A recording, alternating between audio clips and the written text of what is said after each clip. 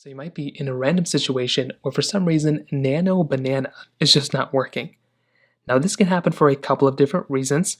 Number one, the very first thing you're going to want to remember is that for Nano Banana to work, you will have to go through and make sure you are on some sort of version of Gemini that is kind of up to date. So your best bet is to go through and just to try updating your Gemini version. So you can try refreshing the Gemini application, or within your app store going through and basically updating your Gemini app just like this.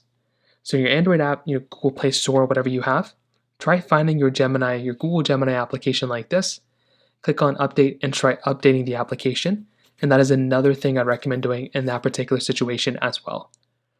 Now, another thing you might want to try doing here too is you might want to go through and try to check some server-side problems.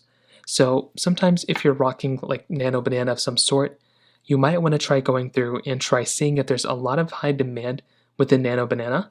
So your best bet is to go through and just try to, kind of do another kind of reflection or do another like type of response or prompt at a later point.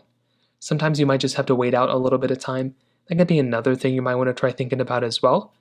So those are kind of the main things to do. You can also try refreshing your device and different things like that.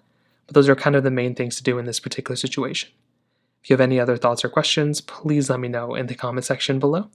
Hit the like button, that would mean so much, but definitely hit that subscribe button. More importantly than everything else, I love every single one of you guys. Hopefully I'll catch you guys in the next video. Peace out till then.